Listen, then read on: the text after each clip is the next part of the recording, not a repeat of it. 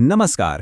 ક્યારે વિચાર્યું છે કે ગૂગલ મેપ્સને કોઈપણ ઘરનું ચોક્કસ સરનામું કેવી રીતે ખબર પડી જાય છે? કે પછી વિડિયો ગેમમાં આપણું કેરેક્ટર ક્યાં છે એ કમ્પ્યુટરને કેવી રીતે ખબર પડે? આ બધા જ સવાલોનો જવાબ ગણિતની એક ખૂબ જ મજેદાર અને શક્તિશાળી શાખામાં છુપાયેલો છે, જેનું નામ છે યામ ભૂમિતિ. તો ચાલો આજે આપણે સમજીએ કે કોઈપણ સપાટ જગ્યા પર કોઈપણ ટપકાનું ચોક્કસ એડ્રેસ કેવી રીતે શોધી શકાય છે. ચાલો એકદમ સાદી પરિસ્થિતિથી શરૂઆત કરીએ. આપણે કોઈ જગ્યાનું વર્ણન એવી રીતે કેવી રીતે કરી શકીએ કે કોઈપણ માણસ કોઈપણ જાતની ગૂંચવણ વગર ત્યાં પહોંચી જાય? આ એક કોયડા જેવું છે, ખરું ને? જરા આ નકશો જુઓ તો. માની લો કે તમારા મિત્રે કહ્યું કે એમનું ઘર શેરી નંબર 2 પર છે. શું આટલી માહિતી પૂરતી છે? ના, બિલકુલ નહીં. કેમ કે શેરી નંબર 2 પર તો ઘણા બધા ઘરો હોઈ શકે છે. એમના ઘરે બરાબર પહોંચવા માટે આપણને બીજી માહિતી પણ જોઈએ, જેમ કે ઘર નંબર. મતલબ કે ચોક્કસ સ્થાન માટે આપણને 2 માહિતીની જરૂર પડે છે.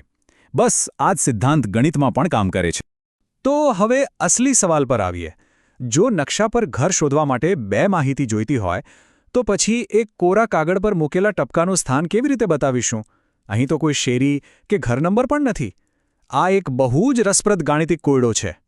અને આ કોયડાનો ઉકેલ એક એવા મહાન વિચારકે આપ્યો, જેમણે ગણિતને જોવાની આખી દુનિયાની રીત જ બદલી નાખી. મળો 17મી સદીના ફ્રેન્ચ ગણિતશાસ્ત્રી રેને દેકાર્તને.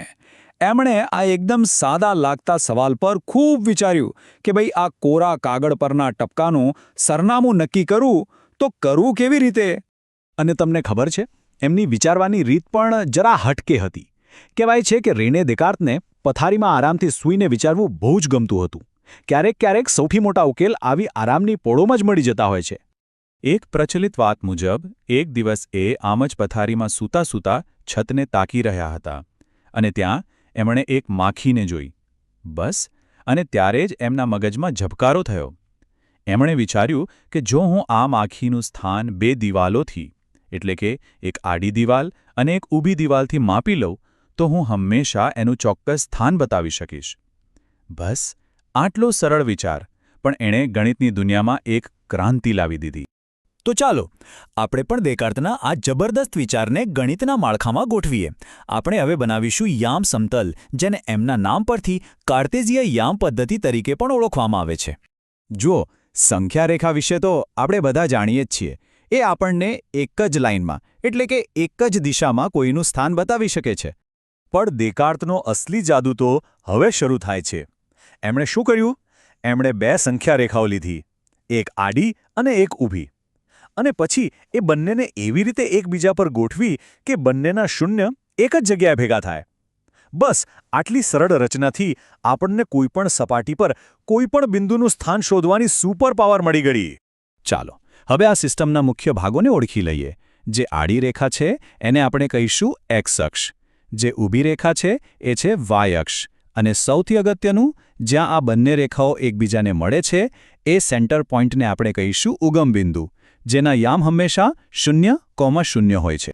હવે જુઓ, આ એક્સ અક્ષ અને વાય અક્ષ આખા કાગળને, એટલે કે સમતલને 4 અલગ ભાગોમાં વહેંચી દે છે. આ દરેક ભાગને આપણે ચરણ અથવા પાદ, અંગ્રેજીમાં કહીએ તો ક્વાડ્રન્ટ કહીશું. હવે આવે છે સૌથી અગત્યનો નિયમ. દરેક ચરણની પોતાની એક ખાસ નિશાની હોય છે. પહેલા ચરણમાં આપણે જમણી બાજુ અને ઉપરની તરફ જઈએ, એટલે એક્સ અને વાય બંને ધન, એટલે કે પ્લસ. બીજા ચરણમાં આપણે ડાબી બાજુ અને ઉપર જઈએ, એટલે એક્સ ઋણ અને વાય ધન, માઇનસ. ત્રીજા ચરણમાં ડાબી બાજુ અને નીચે, એટલે બંને ઋણ, માઇનસ. અને ચોથા ચરણમાં જમણી બાજુ અને નીચે, એટલે એક્સ ધન અને વાય ઋણ, પ્લસ. આ નિયમ યાદ રાખવો ખૂબ જ જરૂરી છે. સરસ, તો આપણો નકશો તૈયાર છે. હવે ચાલો એને વાપરતા શીખીએ, એટલે કે કોઈપણ બિંદુનું સરનામું કેવી રીતે શોધવું એ સમજીએ. કોઈપણ બિંદુનું સરનામું શોધવું એ એકદમ સહેલું છે. બસ આટલું યાદ રાખો. હંમેશા ઉગમ બિંદુ એટલે કે 0, 0થી શરૂઆત કરો. પહેલા એક્સ અક્ષ પર જુઓ કે કેટલું જમણે કે ડાબે જવું પડે છે. એ થયો તમારો એક્સ યામ. પછી ત્યાંથી વાય અક્ષને સમાંતર કેટલું ઉપર કે નીચે જવું પડે છે એ જુઓ. એ થયો તમારો વાય યામ. અને યાદ રાખજો, સરનામું હંમેશા એક્સ વાયના ક્રમમાં જ લખાય છે. ચાલો એક ઉદાહરણ જોઈએ. આ બિંદુ બી જુઓ. એનું સરનામું શોધવા માટે આપણે ઉગમ બિંદુથી શરૂ કરીશું. પહેલા એક્સ અક્ષ પર જમણી બાજુ 4 એકમ જઈશું અને પછી ત્યાંથી ઉપરની તરફ 3 એકમ જઈશું. તો બિંદુ બીના યામ થયા 4,3. જોયું કેટલું સરળ છે? હવે એક ઋણ યામવાળું ઉદાહરણ જોઈએ. આ બિંદુ એમને જુઓ. અહીં આપણે ઉગમ બિંદુથી એક્સ અક્ષ પર ડાબી બાજુ 3 એકમ જઈએ છીએ, એટલે એક્સ યામ થયો -3. અને પછી ત્યાંથી ઉપરની તરફ 4 એકમ, એટલે વાય યામ થયો 4. તો એમના યામ છે -3 અને 4. અહીં એક વાત ખાસ યાદ રાખવાની છે. એક્સ, વાયને ક્રમયુક્ત જોડ કહેવાય છે. ક્રમયુક્ત એટલે કે એનો ક્રમ ફિક્સ છે, તમે એને બદલી ન શકો. બિંદુ 4,3 અને બિંદુ 3,4 એ બે બિલકુલ અલગ અલગ જગ્યાઓ છે. ગણિતની ભાષામાં ક્યારેક એક્સ યામને કોટી અને વાય યામને ભુજ તરીકે પણ ઓળખવામાં આવે છે. તો ચાલો ફટાફટ આખી વાતનો સાર જોઈ લઈએ અને એ પણ સમજીએ કે આ બધું ભણવું આપણા રોજિંદા જીવનમાં કેમ આટલું બધું મહત્વનું છે. તો ચાલો મુખ્ય મુદ્દાઓ ફરી એકવાર યાદ કરી લઈએ. બે લંબ રેખાઓ એટલે કે એક્સ અક્ષ અને વાય અક્ષથી બનતી સિસ્ટમને કાર્ટેઝિય યામ પદ્ધતિ કહે છે. કોઈપણ બિંદુનું સરનામું એક્સ, વાય જેવી ક્રમયુક્ત જોડથી બતાવાય છે. બંને અક્ષ જ્યાં છેદે છે તે ઉગમ બિંદુના યામ હંમેશા 0,0 હોય છે. અને હા, એક્સ અક્ષ પર આવેલા કોઈપણ બિંદુનો વાય યામ હંમેશા 0 હોય અને વાય અક્ષ પર આવેલા કોઈપણ બિંદુનો એક્સ યામ હંમેશા 0 હોય છે. અને તમને લાગતું હશે કે આ 17મી સદીની વાત અત્યારે ક્યાં કામ આવે, ખરું ને? પણ તમને જાણીને નવાઈ લાગશે.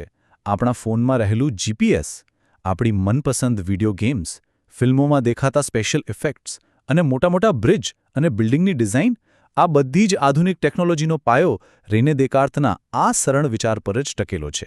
અને હા, જતા પહેલાં એક સવાલ મૂકતો જાઉં છું, જેના પર વિચાર કરજો. આપણે સપાટ કાગળ પર એટલે કે 2 પરિમાણમાં સ્થાન શોધતા તો શીખી ગયા, પણ જો અવકાશમાં ઉડતા કોઈ વિમાનનું સ્થાન બતાવવું હોય તો ત્યારે આપણને કેટલી માહિતીની જરૂર પડશે? વિચારજો આના વિશે. ફરી મળીશું. આભાર.